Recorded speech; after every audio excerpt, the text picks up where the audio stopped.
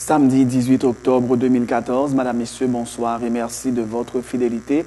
Bienvenue dans ce journal. À la une de l'actualité, la commémoration du 208e anniversaire de la mort du fondateur de la patrie, Jean-Jacques Dessalines, a été marquée le vendredi 17 octobre à Port-au-Prince par une manifestation de l'opposition et par un mini-festival du gouvernement à Delma 2. Si le grand rassemblement organisé par l'exécutif s'est déroulé pendant toute la journée, la manifestation de l'opposition a été violemment dispersée par la police, notamment à coups de gaz lacrymogène et de canons à eau. La municipalité de Petit-Goâve, placée sous tutelle administrative et financière de l'État central, en vue d'assurer la continuité des services de base à la communauté, informe le ministre de l'Intérieur, Réginald Delva. Cette décision fait suite aux multiples manifestations enregistrées à Petit-Goâve depuis plusieurs semaines pour réclamer la démission de la commission communale. Restez branchés pour le développement de ces titres et de bien d'autres.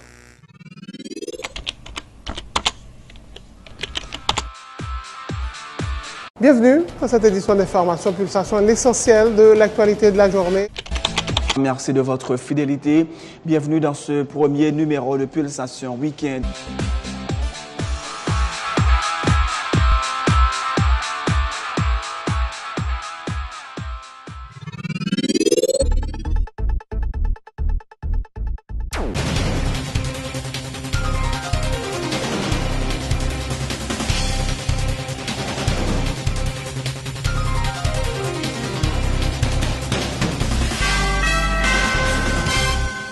De recherche, bienvenue dans le développement du journal. La commémoration du 208e anniversaire de l'assassinat du fondateur de la patrie, Jean-Jacques Dessalines, a été marquée le vendredi 17 octobre à Port-au-Prince par une manifestation de l'opposition et par un mini-festival de gouvernement à Delma 2. Si le grand rassemblement organisé par l'exécutif s'est déroulé pendant toute la journée, la manifestation de l'opposition a été violemment dispersée par la police, notamment à coups de gaz lacrymogène et de canons à eau. Dans un message préenregistré à l'occasion de la commémoration de la mort de Jean-Jacques Dessalines, le président Martelly a lancé un appel à l'unité en vue de relever les défis de la reconstruction du pays. Michel Martelly a aussi plaidé en faveur de la réconciliation et du pardon pour rétablir la souveraineté du pays, rappelant que Jean-Jacques Dessalines rêvait d'une Haïti développée et au bénéfice de chacun de ses fils. Jodi a fait 208 l'année depuis Papa Nation. Dessalines mourit. C'est toujours un moment de tristesse, la peine et mauvais souvenir.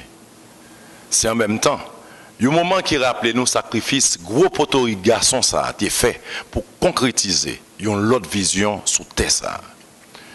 Une vision qui te divorcer avec injustice, zac, gros poignette, avec inégalité sociale. Une vision qui te maconnait avec l'idée de développement. Côté Tessa, sur accent esclavio, te osé capable de venir te fertile pour toute petite pays d'Haïti capable de vivre avec dignité.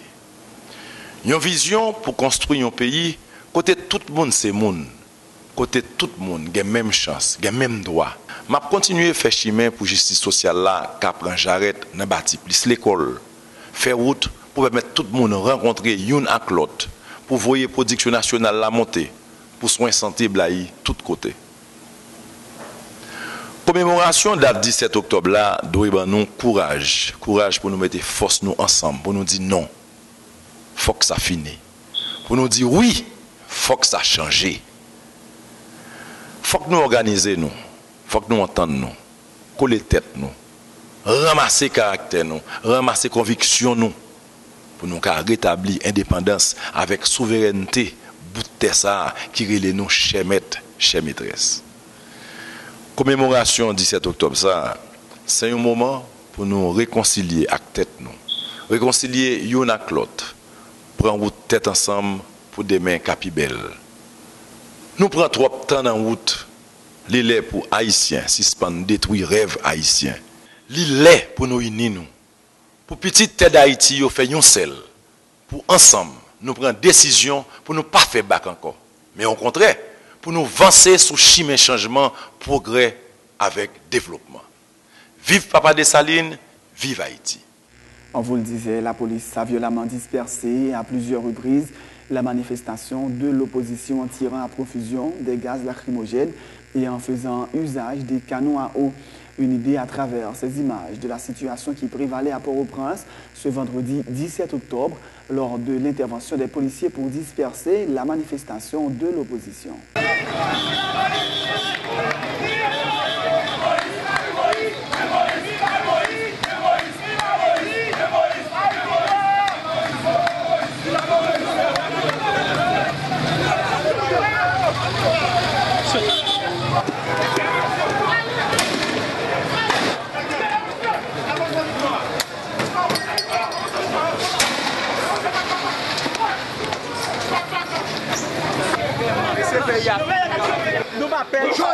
Nous pas perdre la régime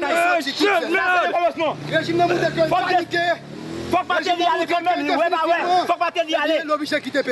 Moïse Jean-Charles déplore que le haut commandement de la police ait choisi de modifier le parcours de la manifestation sans en informer ses organisateurs. Il s'agit là, dit le parlementaire, d'une menace pour la démocratie.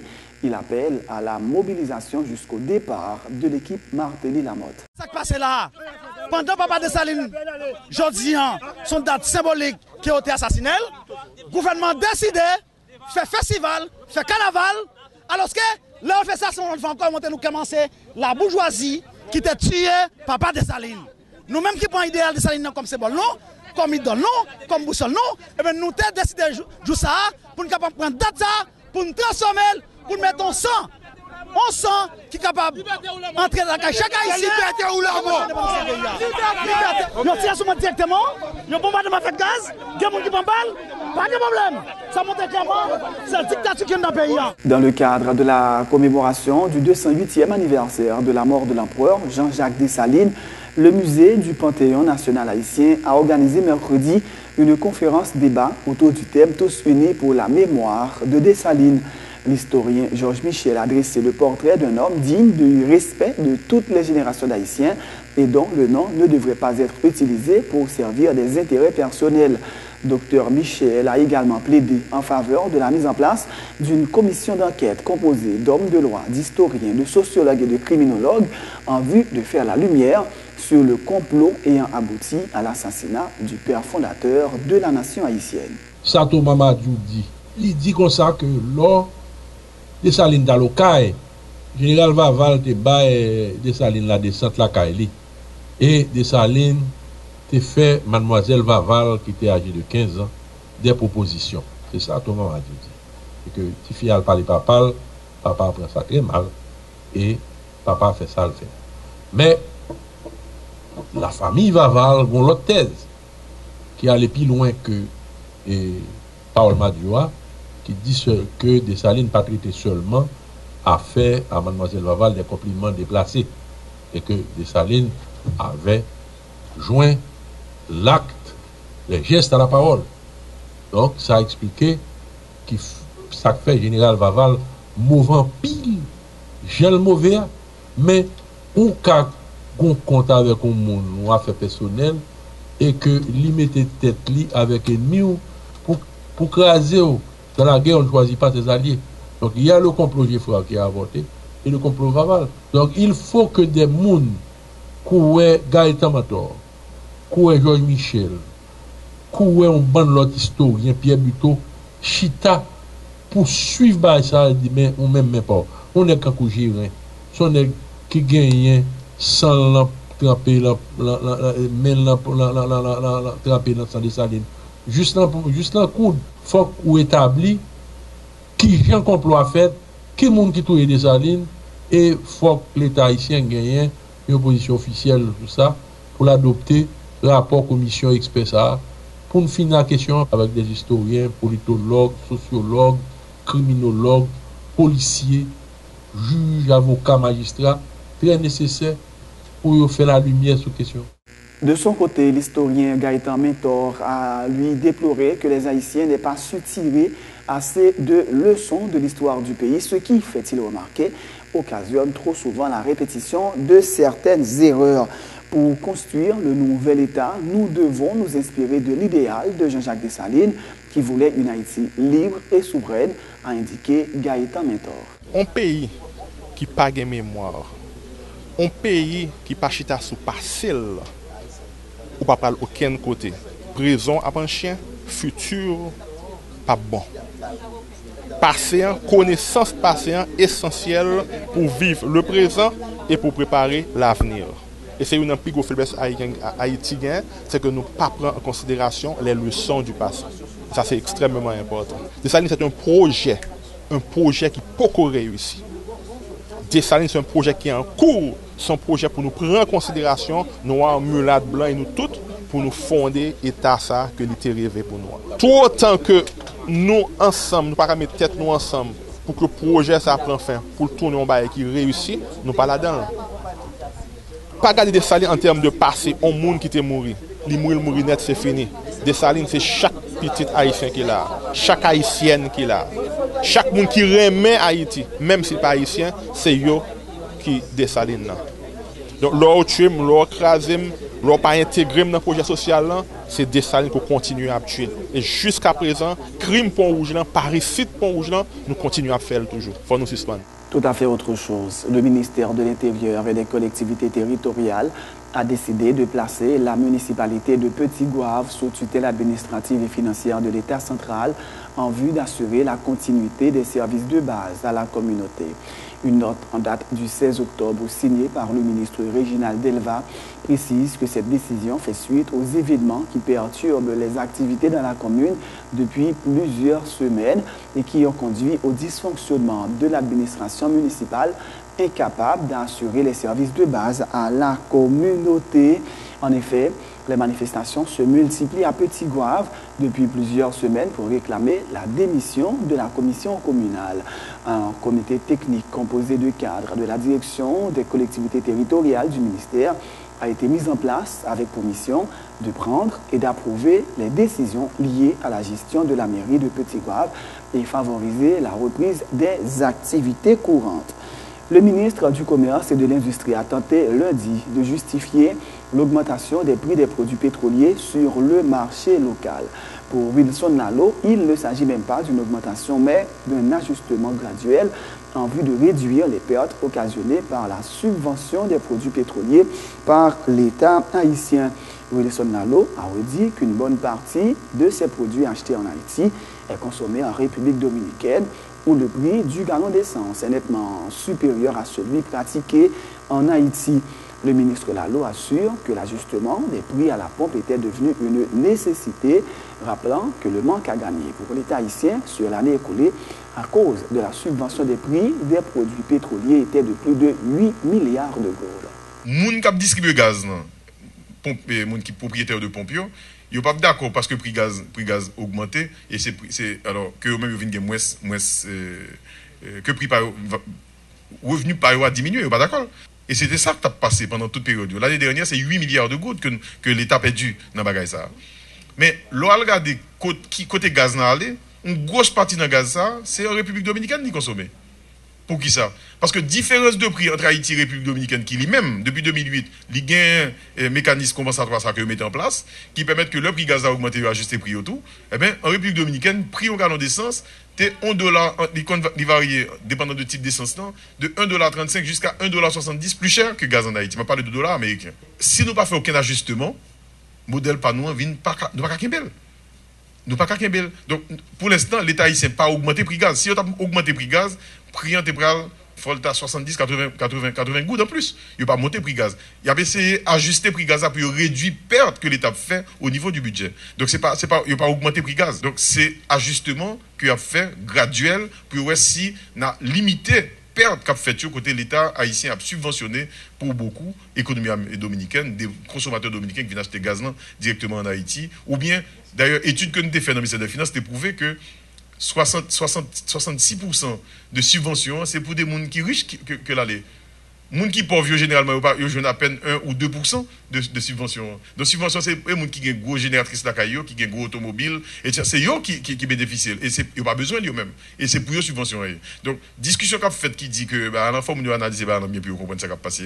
Parce que, balan cabine plus cher pour nous si nous ne faisons rien. Le coordonnateur général de l'Union nationale des Nord-Maliens haïtiens, Josué Mérilien, qualifie d'inacceptable et d'imprudente la décision du gouvernement d'augmenter les prix des produits pétroliers sur le marché local. Le syndicaliste soutient que cela risque d'avoir des conséquences à la fois sur les plans politiques, économiques et sociaux, craignant même un éclatement social dans le pays. Aussi, le professeur Mérilien appelle la population à se soulever contre cette mesure pour forcer les autorités haïtiennes à utiliser d'autres sources pour combler leur déficit budgétaire. Il a aussi demandé au gouvernement de prendre des mesures urgentes en vue de verser aux enseignants leurs arriérés de salaire dus depuis plusieurs mois. Ce n'est pas logique, ce n'est pas acceptable que le gouvernement monte le prix gaz là. Monter le prix gaz là, c'est monter le prix tout produit pour bien nécessiter. C'est augmenter misère, grand goût, masse qui fait que masse défavorisée à porter en deux pays. C'est augmenter tracas, professeurs, élèves, parents qui ont besoin plus comme pour payer et transport. Augmenter le prix gaz là, c'est augmenter la tension sociale là tout.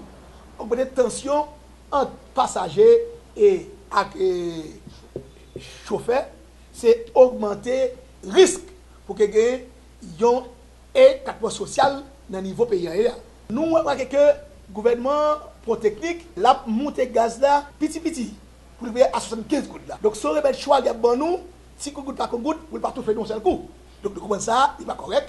Donc, il faut que maintenant la population commence à lever camper pour dire que vous demandez au gouvernement prendre mesure pour faire grand nègre qui a fait millions de pays, qui va 5 ans pour payer taxes, pour payer l'État.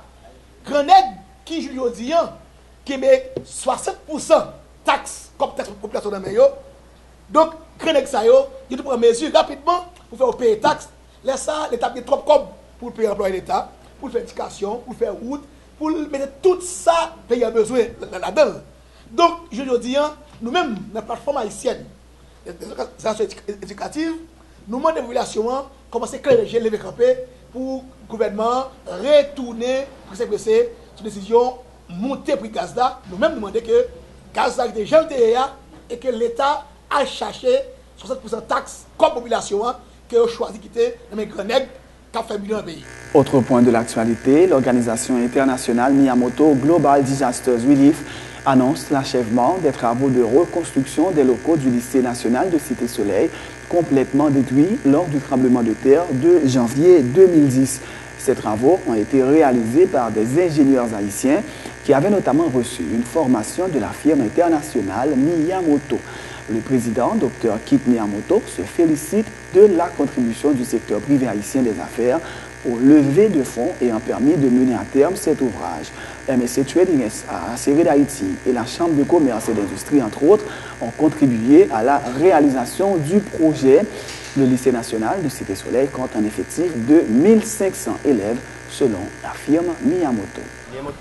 Monsieur Kit Miyamoto est arrivé après le tremblement de terre de 2010.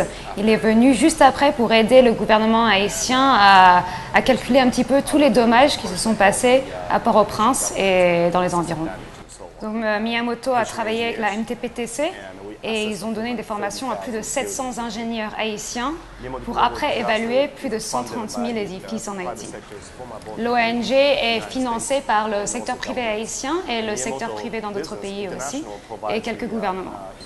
Quand nous sommes arrivés dans l'école de Cité-Soleil, c'est le lycée national de Cité-Soleil, nous avons trouvé l'édifice complètement abandonné. Les 12 salles de classe étaient complètement abandonnées et 1500 étudiants étaient en train de travailler ou d'essayer de travailler dans la cour du lycée, dans des édifices temporels faits de bois. Pour renforcer et pour réaménager le lycée, nous avons trouvé les ressources en Haïti même, dans le secteur privé haïtien. Des contributeurs sont MSC, le Caribé Hotel et la Chambre de commerce haïtienne. Donc on a pu, en Haïti même, trouver les ressources pour complètement transformer ce lycée. Et on a aussi pu trouver beaucoup de ressources chez le gouvernement japonais qui nous ont beaucoup aidés avec le lycée aussi. Toute la construction a été menée par des ingénieurs haïtiens, par des petites entreprises haïtiennes. So what the construction is done by the Haitian engineers and contractors on the field. Ce sont en tout 350 000 $ américains qui ont été collectés au niveau du secteur privé haïtien et du gouvernement japonais pour la reconstruction du lycée national de Cité-Soleil, informe pour sa part Olivia Caldwell, membre du conseil d'administration de Miyamoto Global Disaster Relief. Elle soutient que l'organisation est prête à continuer à travailler avec ses partenaires pour la reconstruction d'autres écoles partiellement ou complètement détruites par le tremblement de terre du 12 janvier 2010. Et on a réussi à lever plus de 350 000 $ dans le secteur privé haïtien pour complètement réaménager le lycée. Et maintenant, on va commencer à s'attaquer à d'autres lycées de Port-au-Prince qui ont des problèmes structurels et qui posent vraiment des gros hauts risques aux élèves. Et on va continuer à travailler avec tous nos partenaires du secteur privé haïtien et d'autres qui veulent nous rejoindre pour continuer à s'attaquer à chaque école. Les responsables de l'école Maranatha de Goyave, une localité de Thomande, ont reçu lundi la visite d'une délégation de la Fondation Mario Brigard, conduite par son président. Il s'agissait d'une visite de solidarité avec le personnel de cette institution scolaire qui travaille dans des conditions difficiles. Mario Brigard, président de la fondation qui porte son nom, a également distribué des kits scolaires aux élèves et donné un chèque de 50 000 gourdes à son directeur, Pierre-Ancy Erilus, pour l'aider à faire face à certaines exigences pressantes, a-t-il dit. Un geste salué par le directeur. Tour à tour, Mario Brigard et Pierre-Ancy Erilus. Justement, nous croyons que la situation est vraiment lamentable et nous croyons que ce n'est pas seul bon ici à Oubralwell. Donc, on va venir chaque côté dans le pays parce que la situation est vraiment difficile. Donc, nous croyons que pour le présent moment, nous venons avec matériel ça et nous portons kits scolaires pour eux. Il y a bien sac l'école, il y a bien cahier, il y a plumes, instruments et autres. Et ensuite, nous portons un petit cash pour eux, pour supporter eux. Nous avons un chèque de 50 000 gourdes pour capable commencer à organiser. Nous pas dit pour toute année à la cap font bagaille, mais nous avons fait un bagaille qui est significatif. Et ensuite, nous allons regarder avec le groupe là qui ça nous a fait. Mais réellement, je pense que comme au niveau éducation nationale, nous ne pouvons pas connaître qui ça y a décidé. Donc, si toutefois il y a une possibilité, c'est à même arriver construire une école. Parce que regardez là, c'est un cahier privé. Vous comprenez? Donc ça, c'est pas une école, pas aucune norme. Bon, ça, nous quittons normes, structure, DNET, pas rien du tout. Donc c'est nous qui pouvons faire un bagage. C'est ça qui motive la Fondation Mario Brigard à supporter une initiative comme ça. Bon, c'est pas. Bon, c'est devise fondation, nous jurer pour nous servir. Et ceci, c'est pas dans l'école ça qui première action que nous posons. Nous posons plusieurs actions déjà. Et dans l'école qui probablement plus mal que l'école ça. L'école a les Maranatha. Il y a 32 ans depuis l'existence. C'est la première fois que je recevoir. Première fois? Et je me sens que l'autre vague vanté, je me sens que l'autre bagaille qui va le faire. C'est l'éducation nationale. Bon, peut-être, puisque toujours on remplit forme, je suppose au courant de nous parce que nous remplit forme, nous toujours remettre. Mais je ne peux pas faire parce que je n'ai pas de moyens pour me faire. Il n'y a aucune dépense. L'école Maranatha? Bon, d'après l'école là reconnaître. Mais il y a des dépenses là. Bon, actuellement, c'est le préscolaire arrivé 4e année fondamentale. Pour année ça, nous avons 93 élèves. Mais il n'y a pas de l'école aujourd'hui. Après visite et Fondation Mario, c'est qui ça que vous souhaitez qui fait? Bon, nous avons souhaité que nous voyons que nous avons un encadrement. Parce que nous n'avons pas d'encadrement, c'est le problème d'encadrement que nous n'avons pas gagné qui permet. Parce que moi-même, pour contre moi, je dis que je ne peux jamais acheter un pantalon dans l'argent à l'école. Mais comme bon Dieu, vous voyez, moi, mission comme ça, je vais rappeler. Mais rien. Ni professeur, c'est bonne volonté qui fait là. Pour effectivement, dans la loi, comment oui. J'ai pour t'arranger, je ne suis pas capable. L'on parle pour regarder même banc, il n'y a pas en forme. L'on parle pour la première année, on vient aussi des banques, pas une table. Si on a solide, on a dégagé pour nous balter de l'instruction.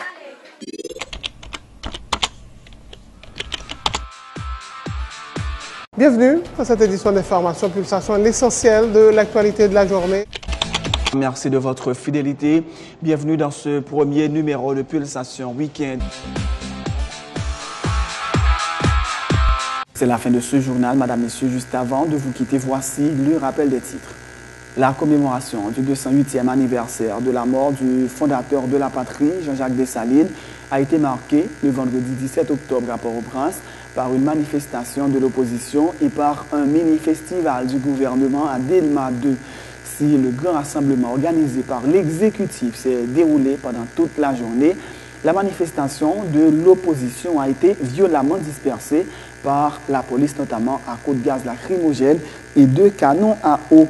La municipalité de Petit-Goâve, placée sous tutelle administrative et financière de l'État central, en vue d'assurer la continuité des services de base à la communauté, informe le ministre de l'Intérieur, Reginald Delva.